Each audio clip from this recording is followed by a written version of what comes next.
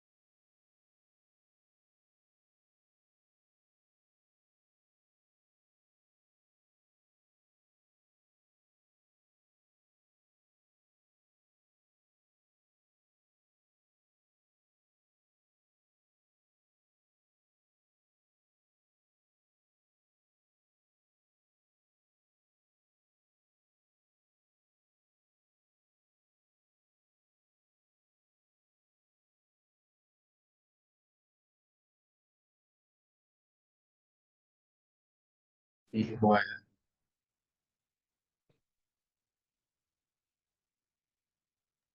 Good evening, sir. Since all of the speakers are here, so we should start the session.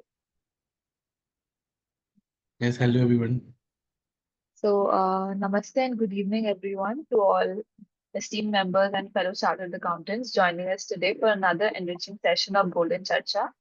I am CA Rashi Sonthalia, and I have the privilege to coordinate today's session. Golden Charcha has truly emerged as a golden initiative by EIRC of ICAI, bringing cutting-edge knowledge directly to our screens. These initiatives reflect our commitment to continuous professional development and ensuring that every member of our fraternity stays equipped with the latest tools and techniques. Before we proceed, I would like to express our heartfelt gratitude to CA Vishnu Kumar Tulsian, our dynamic chairman of EIRC, whose visionary leadership and commitment to professional excellence has made initiatives like Golden Chacha possible. So, our topic for today is litigation management and strategies under GST, and our special addressee is CA Mohan Kumar Kejriwal. I would like Sir to introduce this topic. Over to you, sir. Good evening everyone. So today topic is the litigation management strategies under GST. So what I feel is in today's era we are getting lots of notices due to mismatch in ITC and reversal of ITC in respect of credit notes as well as reversal of ITC on common credit. So I would like to request Tarun ji to focus on these things, to how to mitigate these things and how to overcome these challenges.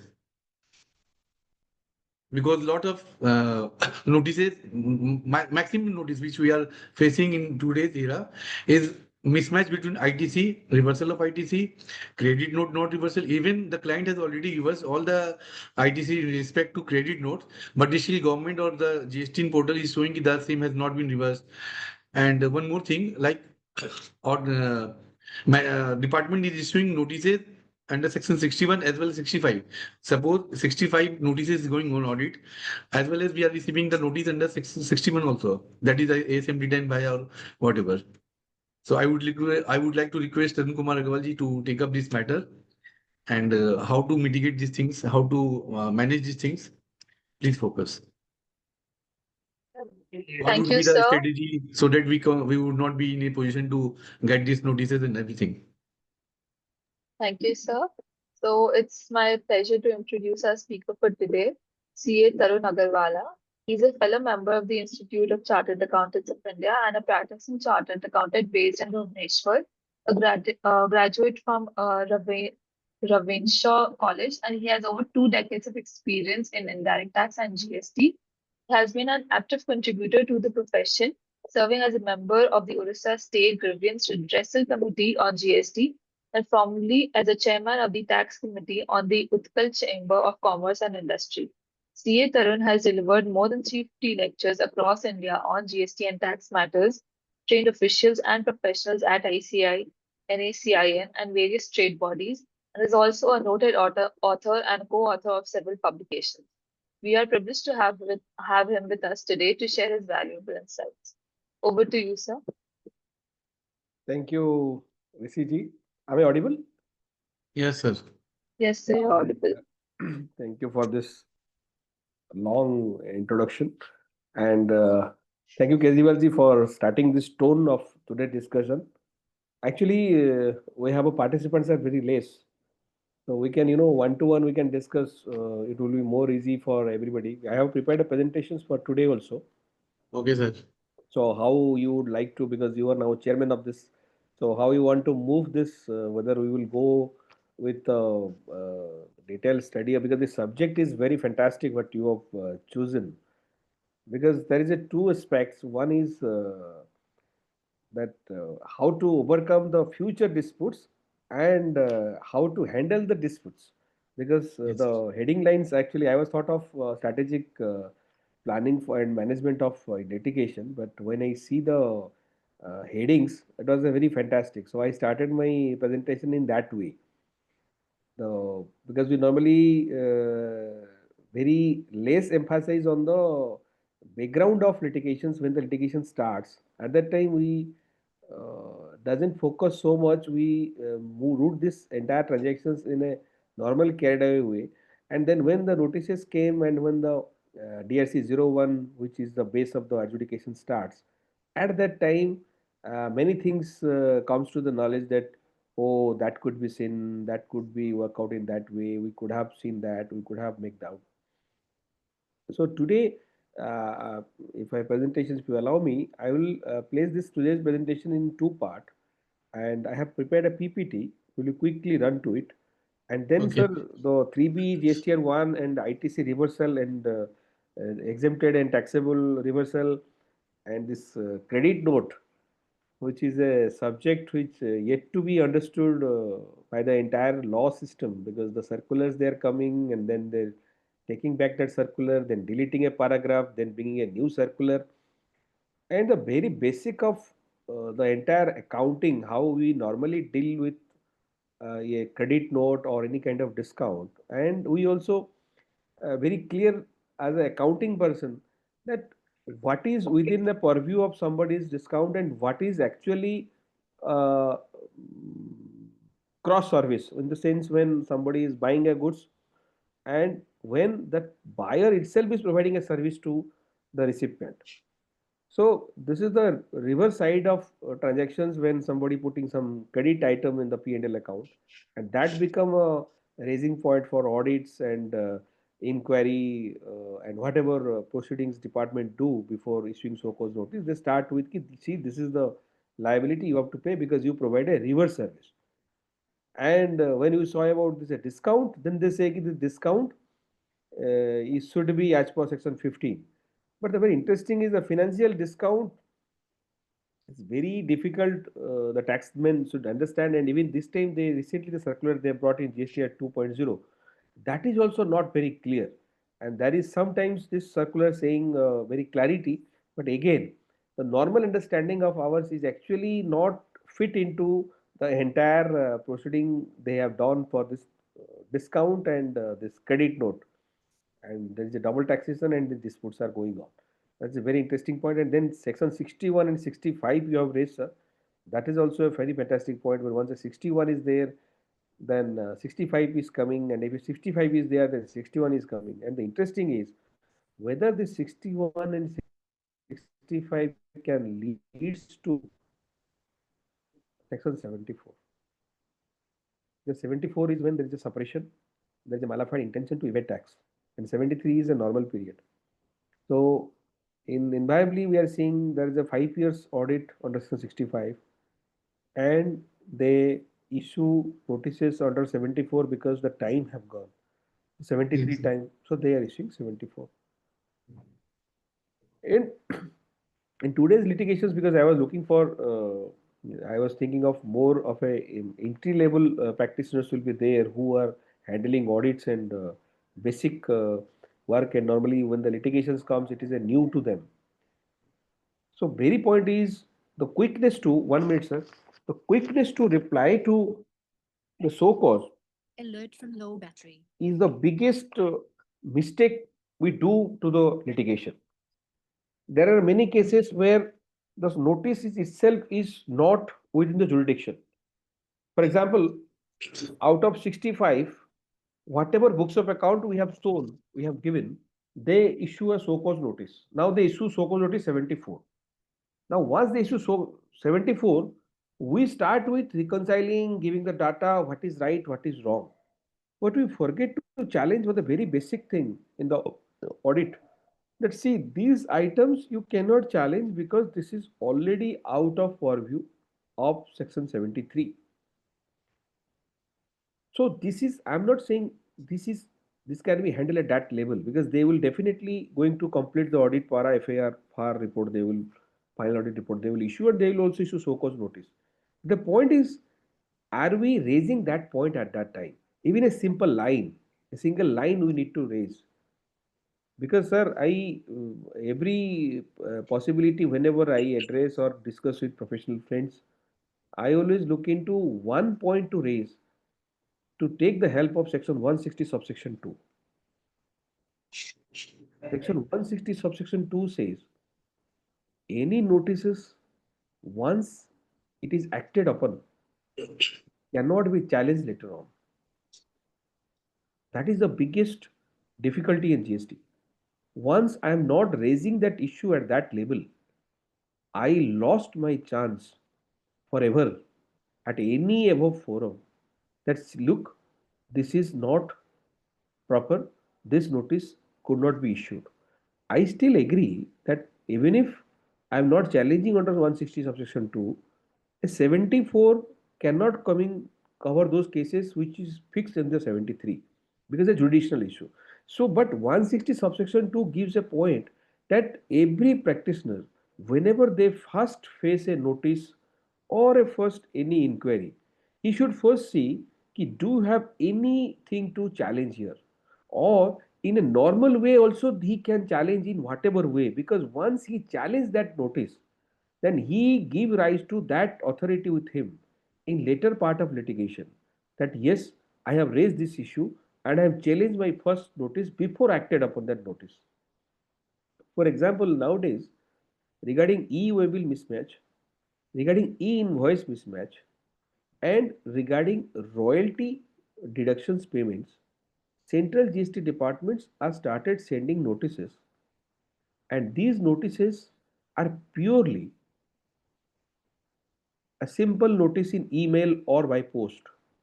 Even these notices are not as per any provision of law. There is a no quotation of any section there. Simple a DIN number is there, a notice is coming. See, your EU bill is not matching.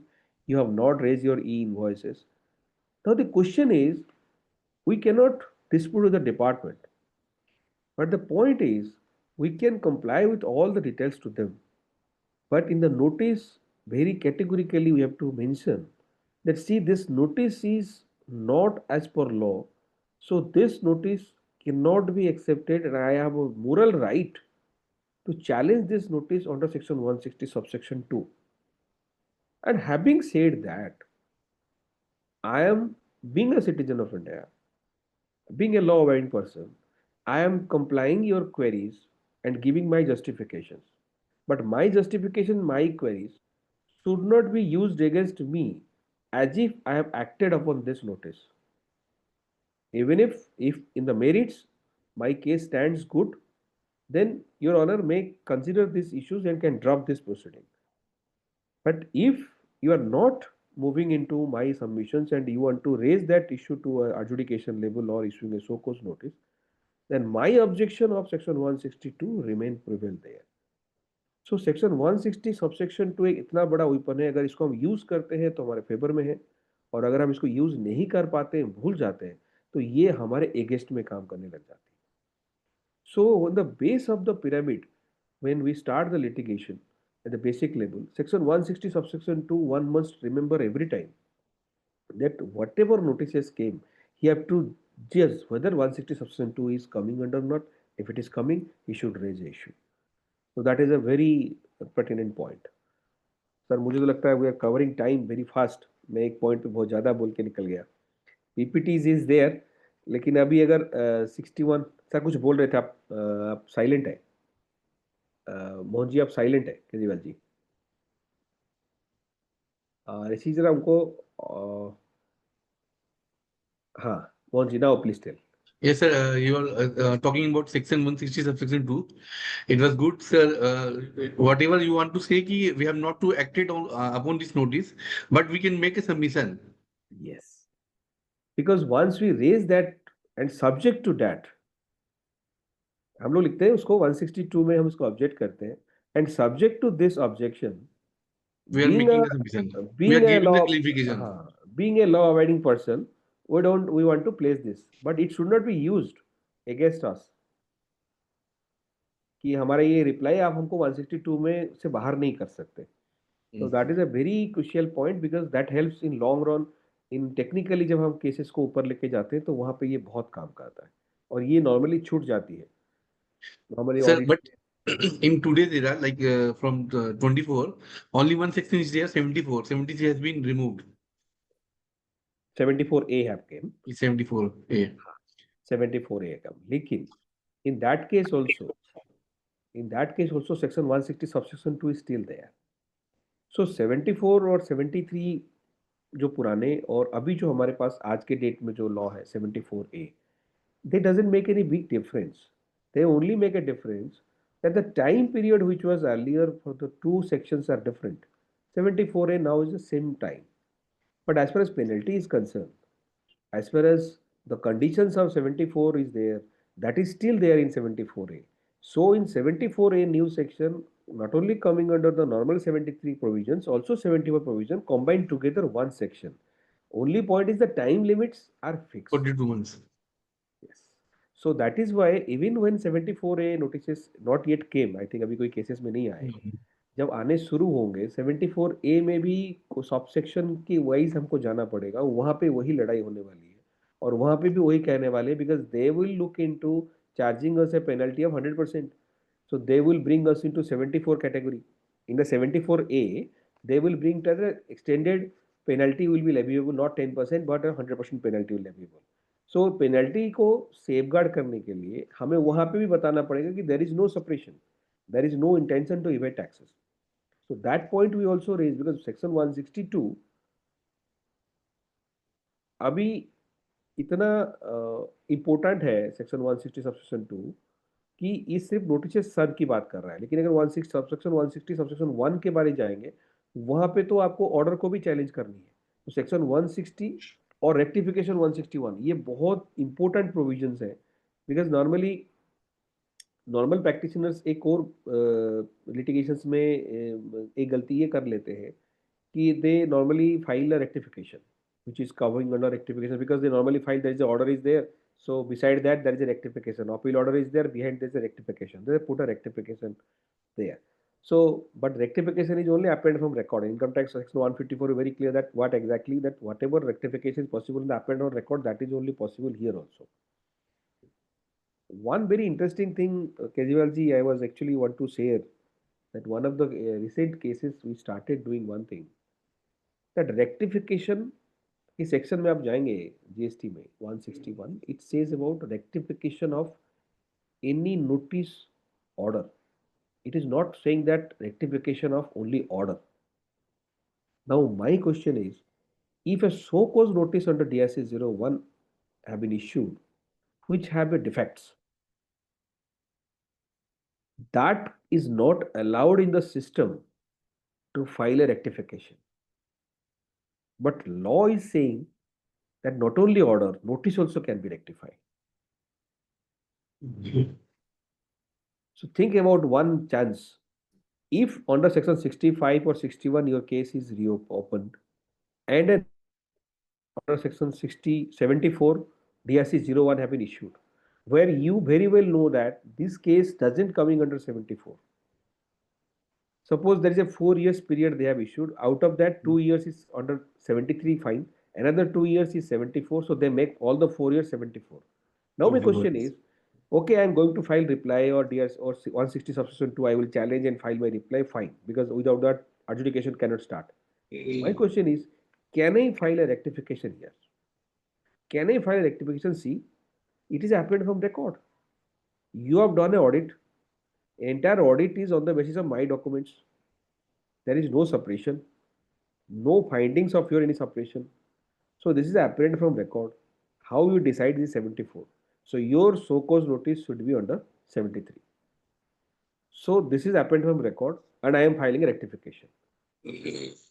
So this rectification online is not available, sir, not possible because there is no schema is available. But can I file manually? My answer is yes. And I am trying a case for that. Beside replying my so cause notice reply, which normally I am replying, at the same time I am filing a 161 so cause, 161 rectification.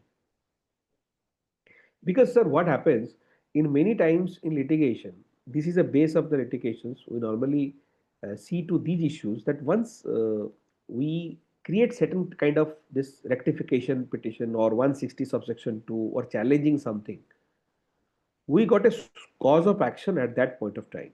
And that cause of action helps us if, for example, a particular case having a very huge demand, which is a beyond capacity demand, a very absurd demand which is not possible to handle, and that demand have no merit, but mechanically this demand have been made.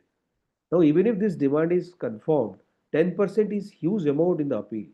Now the question is, without going appeal or without going to tribunal, there is no relief.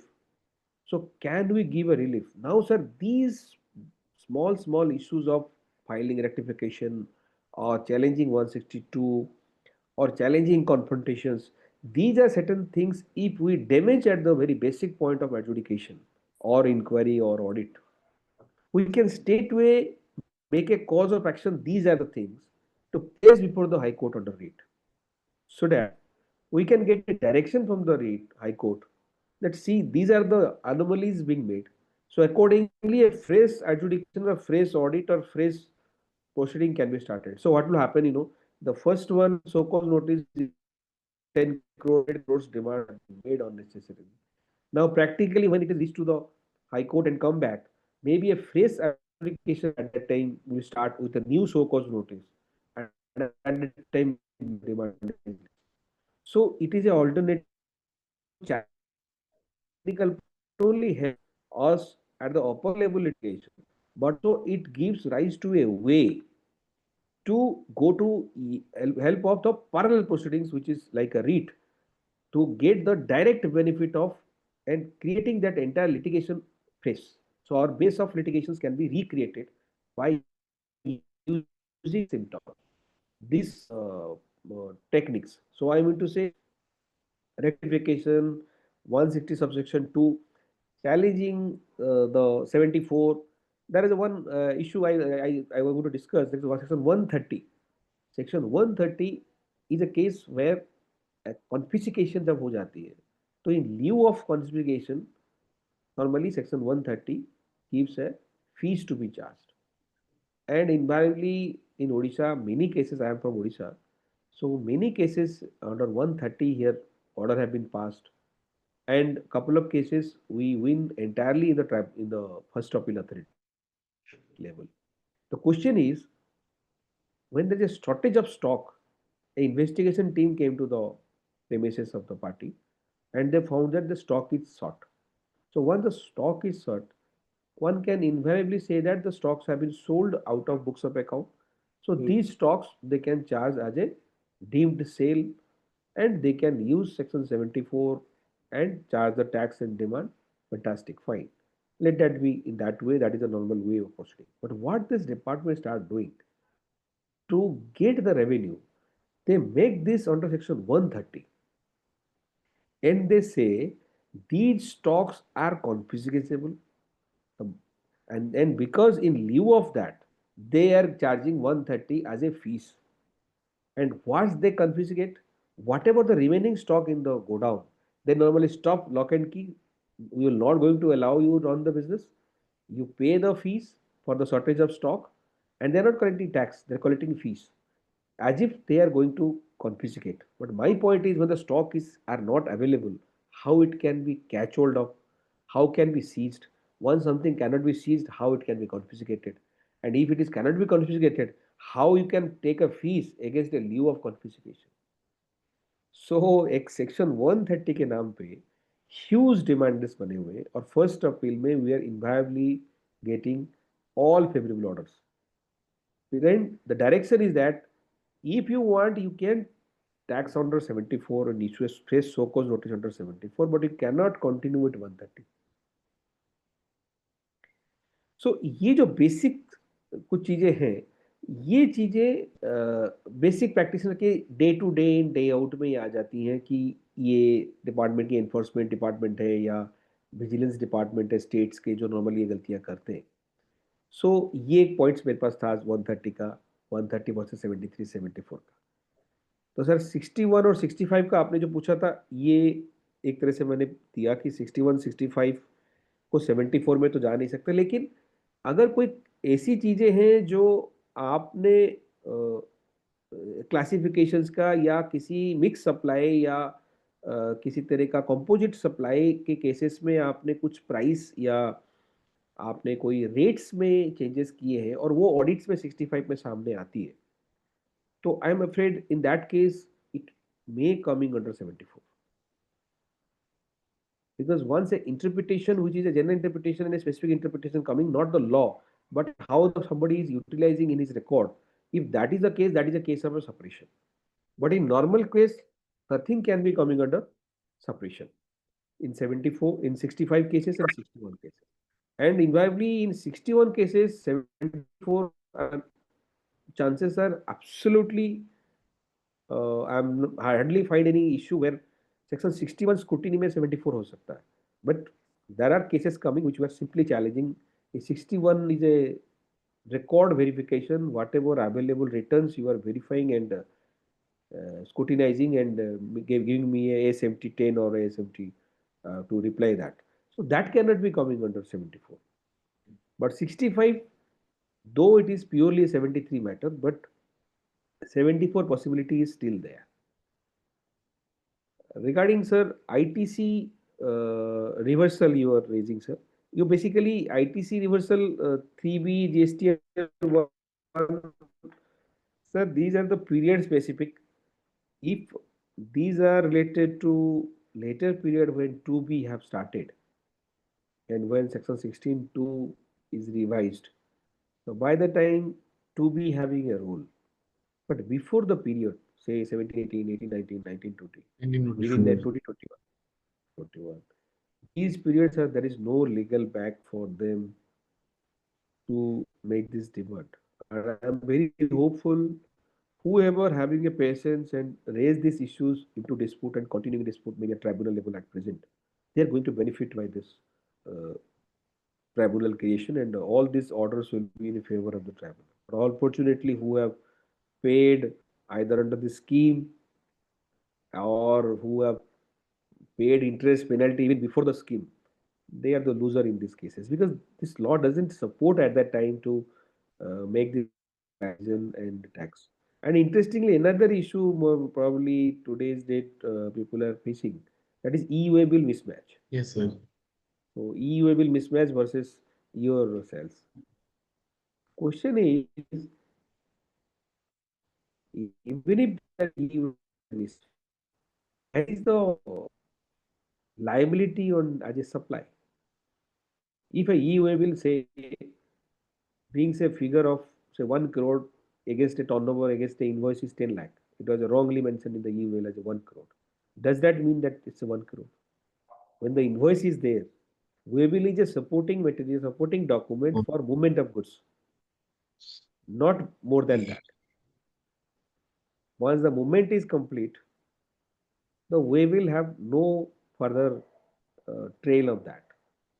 Yes, somebody have not raised a waybill or not prepared waybill, that waybill penalty is there. But again, then you have to see who is going to pay the penalty, whether the recipient or the supplier or the transporter. There's a three-party involved who also anybody can prepare the waybill. There is no fixed formula that who is going to have a waybill.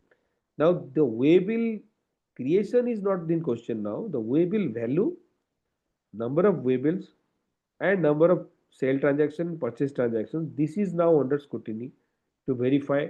Now the question is this kind of scrutiny recently going on last 6 months, 8 months, because now the data mining and AI being used into the system of government. Now these issues are coming and they are started following with the many number of notices. But the point is the entire notices also not at par as clarity with them that whether they want to charge penalty of way bill or they want to charge tax, whether they want to charge output tax or they want to collect penalty of non-way bill. So this is not very clear. One of the case I find there is a crusher unit. So this crusher unit, what he do, he normally supply the material to railway. So what happens? The railway asks them to load the chips to the concerned railway slide, and at that location, the store material have been stored there by different small trucks. They load it. Railway department officers came. They quantify that material and finalize the bill, and thereafter this invoices have been made. So what happens with this party is that they normally issue invoice weekly once after the quantification finalized by the railway. But each consignment is moved through small trucks and tractors. And these roads are not publicable, proper motorable roads because railway slidings goes into very different line. So once somebody wants to place these materials before the railway line slides, he have to move through very country road and different roads. So small trucks normally go, and whatever trucks go, the entire load at a time is maximum 20-25,000 rupees, not more than that. So it is below 50,000 rupees or 1 lakh, whichever the limit for waybill. We will. So once we explain this to the department, see, one first thing is that you have issued a notice without any provision of law. You're putting a DIN number and sending the notices. You forget that this is a GST era. And second is you are asking me something, I am explaining you. Now what happens, they starts asking us, you give the details of your supplier, details of your ITC, details of your details. But the point is, where this will end? Can this letter of waybill verification leads us to a complete audit? That is the biggest issue. Here we have to make them caught short that see this is the business environment, this is how the business is done, this is the sample things we are providing, and that is why we are not at all liable under e-waybill. Now see what will happen. We are not thinking of this case. Suppose the person is having a 4 invoice in a month, sir. So one invoice 1 month. So he will issue. He will say you have not made the way bill. But how he will charge me? He is not charging me for my GST output liability. He is saying about your way bill mismatch. Your way bill have not created. Okay, I have not made way bill. Then my invoices are 4 in the month. So you are going to charge me 4 times way bill penalty. Let it be. My litigation point here is let it be, because I am going to challenge the notice and I am going to say him my business reality, how my business is done, and I am giving him the samples how business carry on, why is the contract, and what are the sample of my lorry receipts, sample of invoices how I made, and sample of my challans. Now after that, if he go on verbally asking, ye law, oh law, this document, this that document, then we have to have a freeze here, because even if he pays, we have to find out in the litigation chart that what could be the maximum penalty here. He only can raise that you are four invoices in a month, you have not raised, not having a four way bill. So this allegation leads to a conclusion of estimation of liability of penalty, and they may raise a so cause notice to us. But sir, the entire proceeding of litigation, if we are done our inquiry and investigation stage very smartly, the so cause notice will be having a many flaw which we can challenge later on and can cancel it. So here in this case, if the so cause notice be issued, it will be issued in a very airy way that, see, there is a invoices, four invoices are there, way bill is not there, person doesn't produce the way bill, so these are the four penalties I want to put. And if he put my submissions there, then he have not done any investigation on that. Whatever facts I am saying, whether he have done investigation, whether he think that is right or wrong, he is not able to reply my submissions ki this is not practically possible. Whereas I am putting the what is the rate of chips, what is the quantity loaded can be a tractor, what is the chips value, and what is the what is. So my point is, the sharp presentation of a particular point which alternatively not possible, we have to place it, but we should forbidden from giving a huge uh, data which going to be misused against us, which is going to misuse against us in our own so-called notice against us. So we need to be very, very particular what to give, what not to give, when to give, and when not to give. So these are strategies at the very base level of inquiry and investigation we need to place. Sir, more thing. What is it? You told na ki once the goods have been delivered, then there is no question of EV bill. EV bill, once the goods has been delivered, the value of the EV bill has been means there is no. It's a supporting document. It's not a main document. Main document is invoice. So if the goods has been already delivered, suppose EV bill has not been issued. So what would be the means See, strategy? EUA will not been issued, then EUA will non-issuance penalty is there. How That much penalty is there? that is 50,000. Okay. That is there. That we cannot evolve. That is, you have to see, you have to then show the otherwise evidence that, see, these are Transportation the document. transportation documents, all that thing is there. So it was not a malified intention. I was doing so, because these penalty are not automatic and this penalty are not freezed penalty. Like Mm. our tax penalty under 1774, what penalties are there? There is a freezed penalty. Nobody can waive that penalty. But this is a decisive penalty. So these penalties can be waived later from. So basic point is, once the tax is paid and the material is really moved and otherwise evidence is available. Now waybill at the time of movement, waybill non-production, he having 100 responsibility. But if the otherwise movement is complete, everything is complete, now post transaction we are verifying and then we are finding that waybill is not there. That weightage is 10.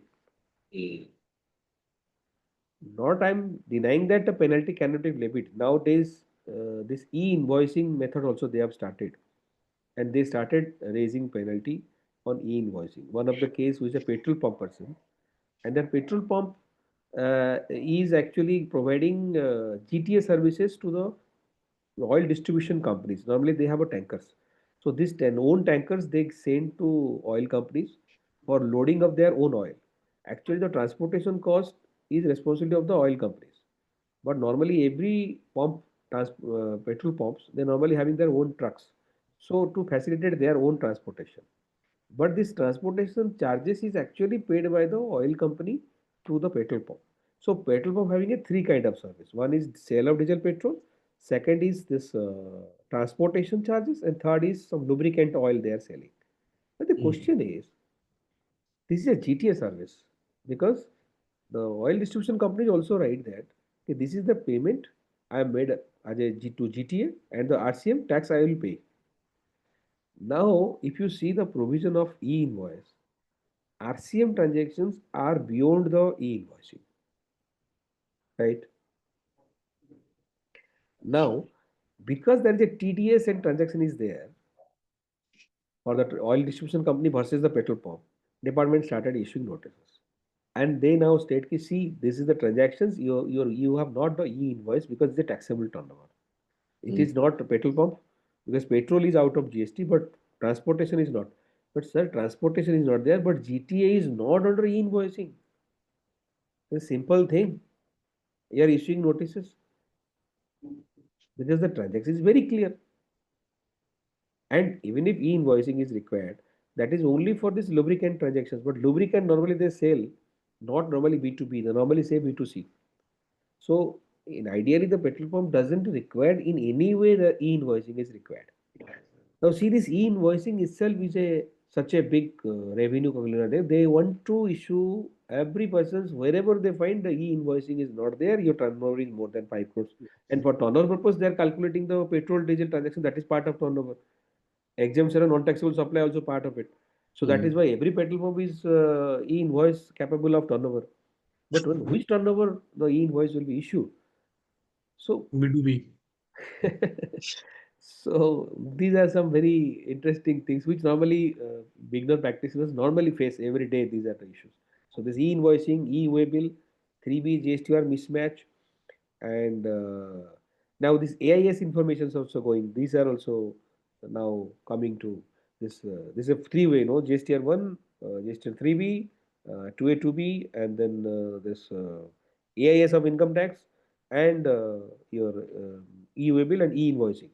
These are the areas rotations where the notices nowadays are coming. Sir, one reversal point you are talking about. Yes, sir. Which one that, sir? You're So talking. actually, sir, actually what is happening now? There is no separate column for showing common input. So whenever we are showing total exempted supply, the department is considering entire input as a common input and sending the rule notices.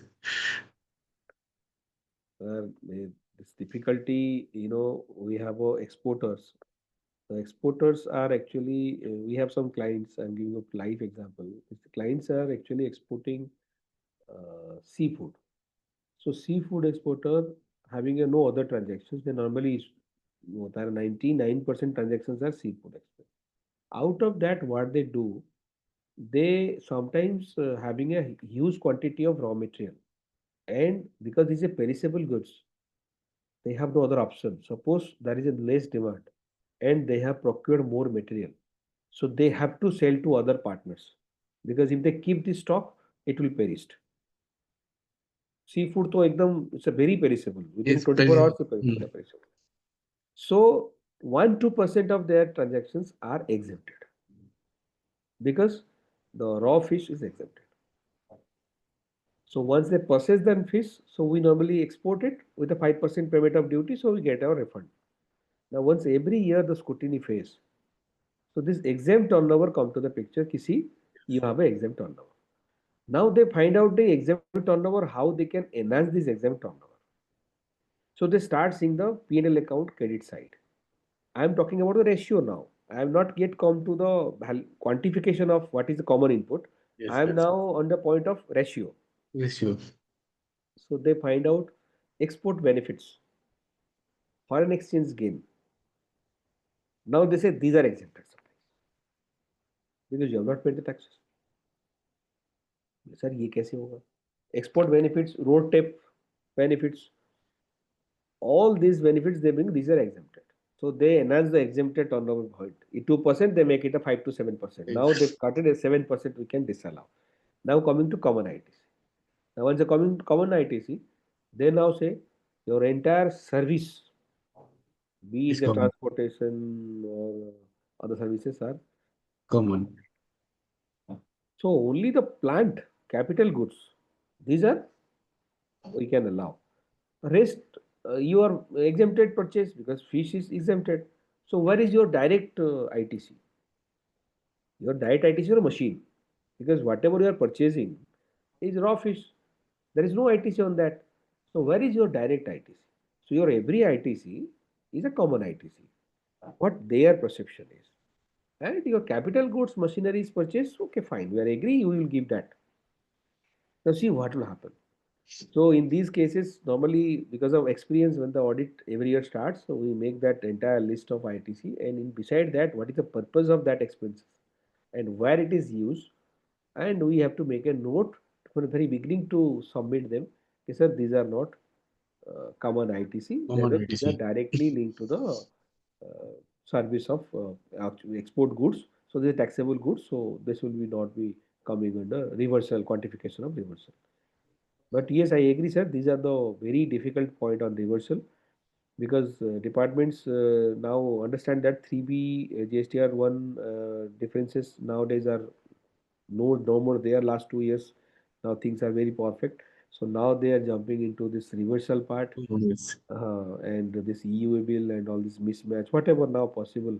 जो कुछ बचे हैं उसी पे अभी लगे हुए हैं लगे कि हुए ये कॉमन मिल जाए, आईटीसी ईवी बिल ये सब ये सब क्रेडिट मिल जाए, नोट्स ये सब क्रेडिट नोट्स तो very difficult to make them, because I am a trainer to department also many times, but very difficult to make them uh, get a clarity that how business runs.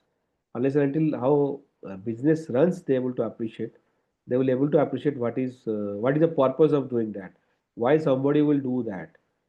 So they simply say ki whatever coming to you money in the credit side means there is a supply. So value is there means consideration is there means there is supply. Supply So negative purchase को समझते नहीं है, वो इस side में अगर आ गया तो it's supply. So you have get that money back. So even वो मनी आपको आता नहीं है, in fact it's a deduction from your cell.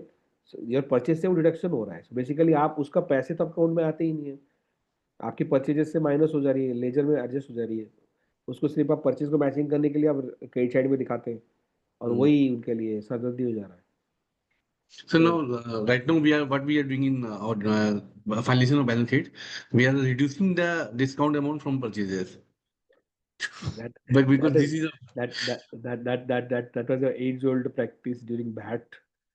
We usually do that because in VAT we able to not able to make them understand, because they say this is a service, this is the value of goods, and now whatever indirect income you are putting, so except bank interest or something, whatever is coming it is because of business.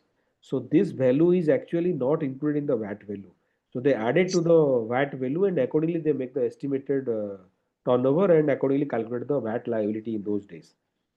So from that those days we bring this as a purchase. So now point is, if you say the purchase in your balance sheet, how you will reconcile? So we normally do one in a, there is a note we prepare. In a note we made the gross purchase, then less discount there, and make a net yes. purchase, and then bring the net purchase to the trading account. So there is no other option. What to say, what to do. Recently, Yes. One more thing is coming like whenever you are taking ITC and as a buyer you have fulfilled all the things and the section 16 subsection 2 like payment of payment to the parties, the party has reflected the invoices in your GST 2A, everything you have the already transportation document, everything, but somehow the supplier's GST has been cancelled with retrospective effect. So now the department is considering the buyer as a person in default. see, there is The a same case has already been means given in the Calcutta High Court, and the favorable judgment has been received by the SSA. Kejriwal ji, इसमें दो बातें हैं. Whatever High Court is giving the ratios, these are under REIT. So REIT decisions, to my humble submission is, REIT decisions are very specific to that case. And unless and until it's very widely explained with a reasoning, that order very difficult to implement for others. That is a, because normal nowadays REIT petition normally happens with the 2 line, 3 line judgments.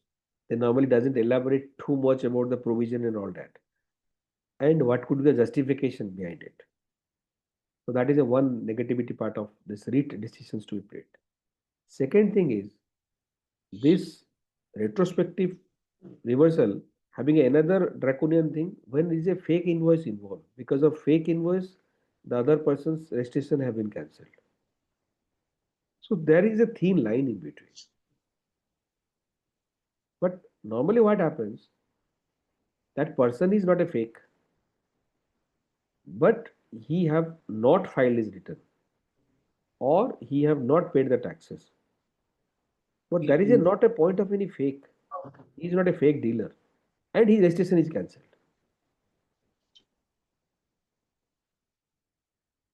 There is two aspects: registration cancellation, retrospective cancellation. Two points है. पहली बात ये है कि उसकी cancellation होने के पीछे उसका फेक होना सबसे बड़ा कारण था, और उसकी आईटीसी हमारे पास आई है. देन सर आपको जस्टिफाई करने में दिक्कत आएंगी. But if that person is not into any fake transaction, he himself is a defaulter, or he have not properly filed his return and his registration is cancelled. That is a very genuine point for us. Ki merely his registration cancellation later on with retrospective effect cannot leads me to my ITC being a denting ITC. No, my ITC is correct ITC, because otherwise there is no dispute. Otherwise there is no conveyance. There is no requirement of conveyance. In a good faith, I have done the business. He was doing the good faith in business. Whatever business reality or his letter or intention change, he have not paid taxes or forget about sir. उसका death हो गया, 6 महीने तक उस return file नहीं कर पाया, उसके बाद फिर किसी ने संभाला नहीं, उसका रेट्रोस्पेक्टिव कैंसिलेशन हो गया. इसमें तो उसका हाथ का कुछ भी नहीं था, और आपको 2 साल के बाद बताया जा रहा है कि आपका आईटीसी गड़बड़ है और आपको डिमांड देना पड़ेगा. तो इन सारे केसेस में सर फेवर है आपके. लेकिन वो नहीं मानते, वो वही कारण लिख के बैठ जाते कि वहां कैंसिल हो गया, मतलब Yes, yes. वो कैंसिल के They are पीछे just like a line of argument. Mechanically they are going, because उनके पास इंफॉर्मेशन भी नहीं रहती है. बहुत टाइम पे उनके पास इंफॉर्मेशन. अभी उड़ीसा में I am handling a case where the UP person who have supplied the goods, that UP person cancellation is there.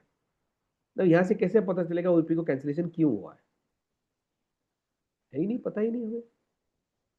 So that's become reality. So but department here, state department, no registration cancellation matlab we are not able to give you, pay us the entire Yes, amount, yes.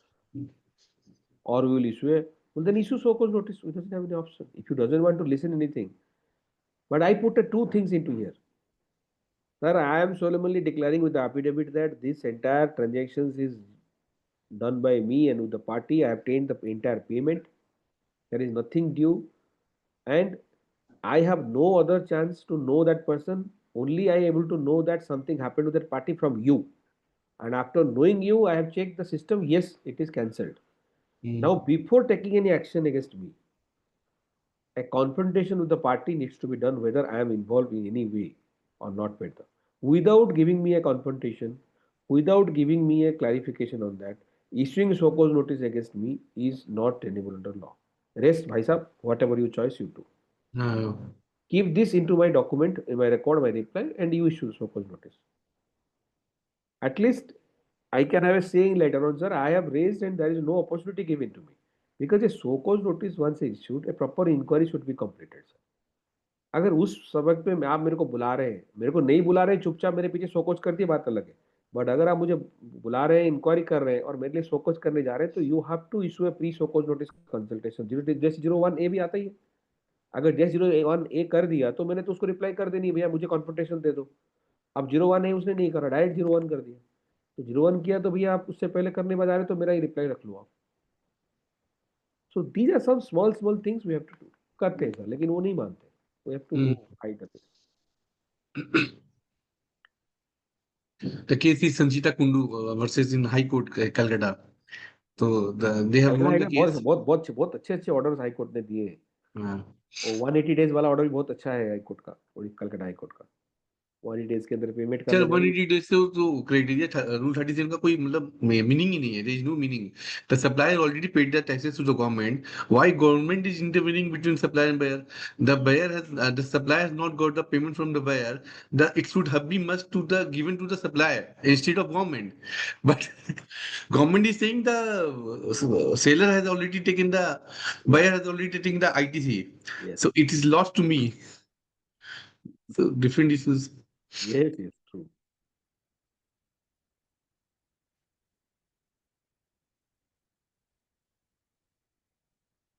और sir बोलिए. Any other topic, sir, if from your side? No, मैं एक खाली एक 5-2 minute लगेगा। मैं PPT एक बार run करा देता हूँ, बिकॉज अगर बनाया हुआ है तो एक बार ये 2 मिनट में रन हो जाएगी। PPT is visible sir? Yes. 1 minute.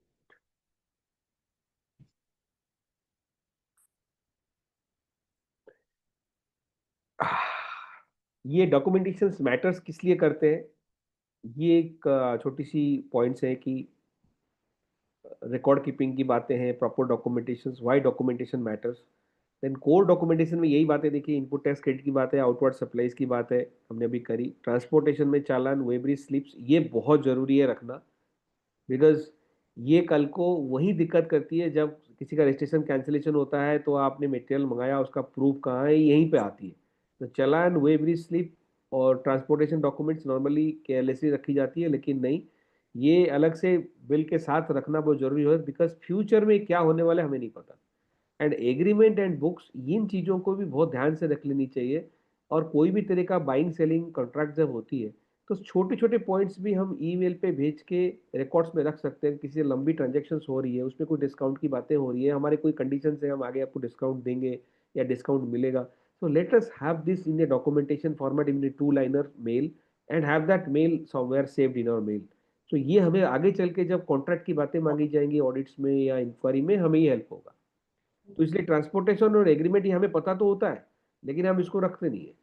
तो ये बहुत जरूरी है आगे चल के फ्यूचर लिटिगेशन के लिए। कॉम्प्लियंस मैनेजमेंट की बातें हैं, इसमें अपने 72 मंथ्स के रिकॉर्ड्स रखनी है। मॉनिटर वेंडर कॉम्प्लियंसेस, वेंडर की जो कॉम्प्लियंसेस है वो बहुत जरूरी है कि हमारी जो वेंडर्स है उनकी रजिस्ट्रेशन किस तरह चल रही है, उनकी रिटर्न फाइलिंग कितनी डिले चल रही है।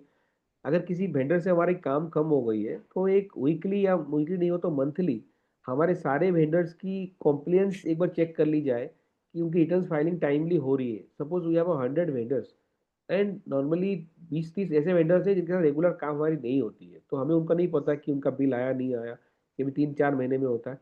तो उनको एक बार चेक कर लेना जरूरी है कि क्या उनमें कोई डिलिंक्वेंसीज हो रहा है, उनकी किसी तरह की कोई कैंसिलेशन या और कुछ इसमें इशू है क्या, रिटर्न फाइलिंग डिले हो रहा है क्या उनका, क्योंकि ये बिना देखे आज के डेट में वेंडर्स की रिस्पॉन्सिबिलिटी हमारी रिस्पॉन्सिबिलिटी बन जा रही है। वे बिल की रिकॉन्सिलेशन बहुत जरूरी है हमारे पास। अगर वे बिल इशू हुआ है, अभी तो मैनेजमेंट इन्वॉइस सिस्टम भी आ गया, इन्वॉइस मैनेजमेंट सिस्टम, उसके साथ भी अपने को चेक करके रखना है कि पीरियडिकली भाई हमारी जो वे बिल्स हमारे नाम से इशू हुई हैं वो सही है या हमें कैंसिल करनी है। हमारे जो वे बिल्स हम पे इशू नहीं हुए और मटेरियल आ गई तो उसकी वे बिल कॉपी नहीं है तो कॉपी लगवा लें। Even if third party insurance very interesting है, अभी जितने भी ट्रांजेक्शन हो रही हैं अगर सप्लायर की रिस्पॉन्सिबिलिटी है मेरे घर तक मटेरियल पहुंचाने की तो मुझे ज़रूरत नहीं है ई वे बिल की, लेकिन अब आगे चल के मुझे मांगी जाएगी कि आप ट्रांसपोर्टेशन डिटेल मुझे बताइए, वे बिल बताइए कि आपने मटेरियल रिसीव किया, उसका प्रूफ बताइए, जबकि मैं उस पेपर को रखने की जरूरी मेरे लिए नहीं था। अब इसलिए ये जरूरी है। अब इन कुछ केसेस में क्या हो रहा है कि इन्वॉइसेस जब आती है और वेबिल जब हमें जरूरत नहीं पड़ती है तो इन्वॉइस में ही पार्टी वेबिल्स लिखते हैं और बहुत ही केयरलेसली वेबिल लिखते हैं, वेबिल के नंबर लिखते हैं। ये मैंने कुछ केसेस में देखे, उनकी वेबिल लिखने की जरूरत नहीं था बिकॉज उन्होंने कभी सोचा नहीं और उन्होंने इन्वॉइस रखी, इन्वॉइस पे ये वेबिल की नंबर लिखी हुई थी। बट इंटरेस्टिंगली जब आप ये वेबिल को जाके चेक करेंगे वो ये वेबिल किसी और के नाम से थी। ये अनोइंगली गलतियां हुई है, सप्लायर अनोइंगली इनवॉइस में इस तरह की वे बिल के नंबर्स डाले गए हैं, केयरलेसली हुए हैं। तो इसलिए अगर हमारे डॉक्यूमेंट के अंदर वे बिल है तो हमें वे बिल मान के एक बार देख लेनी है भैया वे बिल हमारे नाम से आई है या हमारे नाम से नहीं आई है। अब प्रिवेंटिव लिटिगेशन स्ट्रैटेजी में इंटरनल जीएसटी ऑडिट पीरियडिकली हमें कर लेनी चाहिए। जैसे हमारे एक्सपेंसेस के ऊपर कोई आरसीएम लग जा रही है क्या, ये सब प्रिकॉशंस ले लेनी चाहिए। हमारी किसी कॉन्ट्रैक्ट्स में चेंजेस हो रही हैं क्या, हमारे किसी कॉन्ट्रैक्ट की प्राइसेस में डिफरेंसेस आ रही हैं क्या रेट की वजह से, हमारी आउटपुट टैक्स लायबिलिटी की रेट्स जो हमने दे रखी है, एचएसएन दे रखी है, उसमें कोई चेंजेस हमें चाहिए क्या। इशू वाइज अगर सो कोज नोटिस अगर हमारे पास आ रही है तो उसके फाइल्स वगैरह प्रॉपर बनानी है, प्रोफेशनल हम लोग काम कर रहे हैं। ये पहली वाली जो मैंने कही ये क्लाइंट के लिए ज़रूरी है कि अपना प्रॉपरली चेक कर ले अपने इंटरनल में। स्टैंडर्डाइज रिप्लाई टेम्पलेट्स ये हम बना सकते हैं प्रोफेशनली कि आजकल तो people are using more AI, so standardize reply भी बन जाती है। तो ये हमें स्टैंडर्डाइज रिप्लाई बना के भी रख सकते हैं, कभी ज़रूरत पड़े तो हमें। उससे फ़ायदे क्या होते हैं कि हमने अगर एक सोकोच के हमने 15 या 20 या 25 पॉइंट्स हमारी नज़र में आते हैं, डिफरेंट जगह से हमने कलेक्ट किए हैं या डिफरेंट टाइप पे, तो हम अगर एक जगह जैसे चेकलिस्ट टाइप में अगर ऐसे कहीं रखते हैं, तो हम कभी भी किसी का रिप्लाई या कुछ बनाना चाहते हैं तो वो चेकलिस्ट से देखते हुए जान सकते हैं कि क्या हमने कोई पॉइंट्स छोड़ दी, तो हम उसको याद करके उस पैराग्राफ को डाल सकते हैं। Because when the notifications comes उसका रिप्लाई बनाने के लिए हमें याद नहीं रहेगा कि हमारे पास सारे पॉइंट सामने हैं या नहीं है। एक इंटीग्रेशन का सबसे इंपॉर्टेंट चीज है, कभी भी कोई केस नोटिस वगैरह आता है तो एक डेट शीट अपने पास डे वन में बना लेनी चाहिए, एक फाइल अलग से बना के, अगर ऑनलाइन में बनानी है तो एक एक्सेल में या वर्ड में एक डेट शीट बना लेनी चाहिए। उसमें जब जब नोटिस आना शुरू हुआ, जो जो इफेक्ट्स हुआ, वो डेट शीट वहाँ पे मेंशन करनी, चाहे वो केस आज खत्म हो या नहीं हो, आगे चल के वो डेट शीट बहुत काम आने वाली है। तो डेट शीट एक बनाना बहुत जरूरी है। नॉर्मली क्या होता है, फाइल में डॉक्यूमेंट लगा देते हैं, बट हमें ये ध्यान नहीं रहता कि किस टाइम पे किसको दिया था और कब दिया था और उसके बाद क्या हुआ था, कभी कभी कॉपी लगाना भूल जाते हैं। तो डेट शीट होने से याद आता है भाई इसके बीच में कॉपी गई थी वो कहाँ गई, तो आपको कॉपी लगाने भी ईजी रहेगा और डेट शीट रहेगा तो आगे ब्रीफिंग करने बहुत ईजी होगी। अब स्ट्रैटेजिक प्लानिंग एंड लिटिगेशंस में अगर हम जाएं तो हाई रिस्क एरियाज जो है वो अभी मिसमैच तो खत्म हो रही है, वैल्यूएशन और लिमिटेशन। लिमिटेशंस की पॉइंट पे हमें ये देखनी है कि अभी जैसे भैया ने आपने कहा अभी कविता जी की भैया 74A आ गया है, राइट। तो अब लिमिटेशंस की पॉइंट सिर्फ ये रहेगी कि पेनल्टी की लिमिटेशंस की बात रहेगी, क्योंकि पीरियड की लिमिटेशंस अब रहती नहीं, because now everything is under 74A। कोई भी पॉइंट्स में अगर हम जब कोई लिटिगेशन की फाइल बनाते हैं तो उसमें जो प्रोपोनेंट्स है एक नोट शीट बना सकते हैं कि इसमें इशू क्या है, एक्चुअली क्या एग्जैक्ट इशू है, दो चार लाइन के इशू को नोट कर दे और हम उसके ऊपर क्या बोलना चाहते हैं, क्या हमारा डिफरेंस है, उसके दो चार पॉइंट बना दें। ये दो चीज हम बना सकते हैं इसमें। ये एक बेसिक स्ट्रेटेजी लिटिगेशन का कोई भी फाइल में पहले बना सकते हैं, उसके बाद हम कुछ भी उस काम में करें। टाइमली लीगल एक्शन लेना बहुत जरूरी है, और इसलिए इसमें ये जो कोऑर्डिनेशन डिले और लास्ट एंड ये सर मैं नॉर्मली लिटिगेशंस का ज़्यादा काम करता हूँ, तो I have experience when I get the brief from my professional friends. Now the case they normally send and the last date, for whatever reason maybe they get and delay that thing and they normally send at the last time, whether it is a so-called notice reply or appeal. And that was a very Herculean, and at that time there is a chances of losing some points or not properly drafting or not properly getting the case in a right spirit. So timely करना बहुत जरूरी है। Pre deposits के planning रहती है last time पे, तो और कोऑर्डिनेशन की जो इशू आ जाती है, इसलिए 3 महीने की अपील की टाइम होती है, 100 कोच की 30 डेज की टाइम होती है, तो इस बीच में अपने को टाइमली इसको टाइमली करना चाहिए। फाइन लग जाए। हाँ, integrating strategy and timing. Timely reply show diligence and merit, early reads can prevent coercive recovery. ये वाली जो early reads can prevent coercive recovery, ये वाली बातें मैंने रखी थी कि अगर किसी केस में ऐसा लगता है कि इसकी सोकोच काफी बड़ी अमाउंट हो जाने वाली है और उसमें इन्वेस्टिगेशन के बाद सोकोच के बाद भी अगर आप ऑर्डर करने जाएंगे तो that authority will not going to help you and he will pass the order as it is. So ऐसे केसेस में कॉज ऑफ एक्शन बनाना बहुत जरूरी है, ताकि हम उस स्टेज में रीट में जा सकें। We start challenging them the entire proceeding and start repenting them the letters. Now these letters become a coercive action to make them।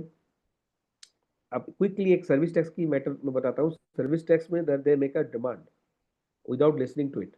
Now I file a rectification because I can't go to the appeal authority because 10 पर 7.5% मुझे जमा करने पड़ेंगे। Transporter को उन्होंने demand कर दिया है 20-25 करोड़ रुपए।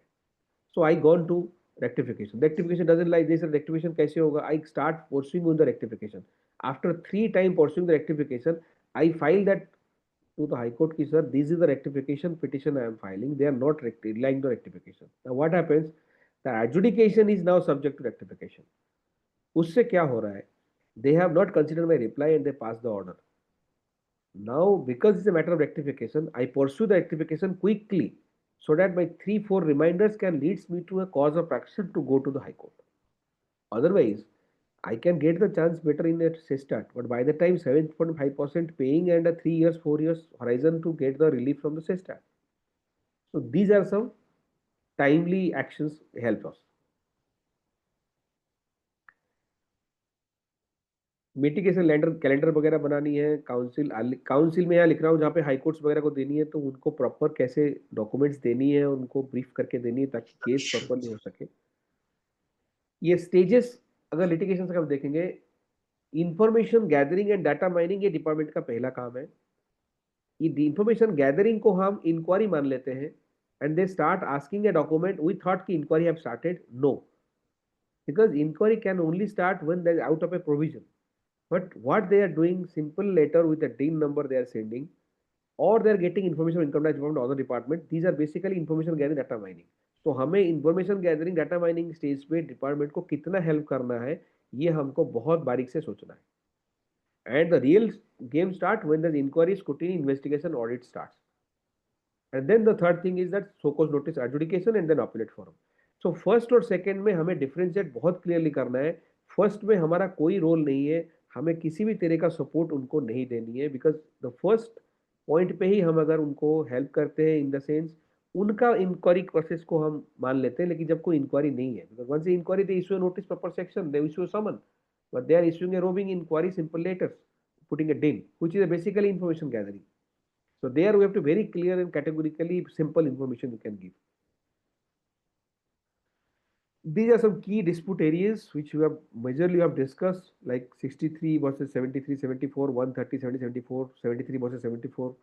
Classification leads to 74. Recently, the automobile sector, जो trucks and trailers, उनके जो composite supply के लिए they have started issuing notices कि अगर जो ट्रेलर है उसकी हॉर्स जो मशीन है, जो ट्रक है सामने, वो 28% की है और जो ट्रेलर है वो 18% की है. Now they are saying no, this is a composite supply and it should be entire thing should be 28%. And they issue notice. Now my question is, sir आपने whatever classification saying, you also not aware of, I am also not aware of. Now it's a classification issue, so you can issue under 73 but not under 74. So by just disputing this one, I am making able to correct 40% of dispute amount out of the jurisdiction of the case. Sir, I would just request you Yes. to wrap the session up in the Yes. next 5 minutes because we've Sure. already We are exceeded going to the complete. time. We are going to complete. Yeah. Thank you. So grounds on merits and technical that we need to see everywhere. Sir, interrupting you, sir, the trailer which we were seeing, one is 28% and the another is 80%. That I couldn't understand. Please repeat now. When we are talking about long trailers, where Mm. there is a trailer, tractor is there, and another horse is there who driving the trailer. Course engineer. Also. So the trailer is normally available separately, and this horse is available separately. Normally, whoever the manufacturer of original equipment, this Ashok Leyland or Tata, they normally sell the horse. But when it coming to a dealer, the dealer what they do, they sell horse also and the trailer also. Okay. So there the question is, and they make this as a combo price, not a combo price, both the price, but they sell to the one customer as a composite item. But there's a two separate supply and with a two separate rate, 18 and 28. That was the industry practice going on. But now, after 4 years and 5 years, the department come forward ki no, say this is a composite supply. So because it's a composite supply, so highest rate is 20. Now they are not able to understand what is composite, what is mixed supply. So now Mm. they're putting the entire value as 28 and the trailer also 28. So now they're charging 10% extra on the trailer value. So there I say ki sir, this is a interpretation issue. Forget about whether I'm accepting your issue or not, but the interpretation issue cannot lead to 74. So on that basis, we need to safeguard for that period of limitation or amount of litigation. Now this 74 we can only look at the penalty part, not but वहाँ पे एक बड़ी चीज है ना, वहाँ पे entire चीज के ऊपर पेनल्टी निकल जाएगी 74A में, और अभी तो क्या है कि Mm. पीरियड लिमिटेशंस में जा रही है. तो बाकी 160 subsection 2 already discuss. So with this is the last slide. So final takeaway and today's discussion. So hope Good ma'am line, I sir. completed the time. 15 minutes late.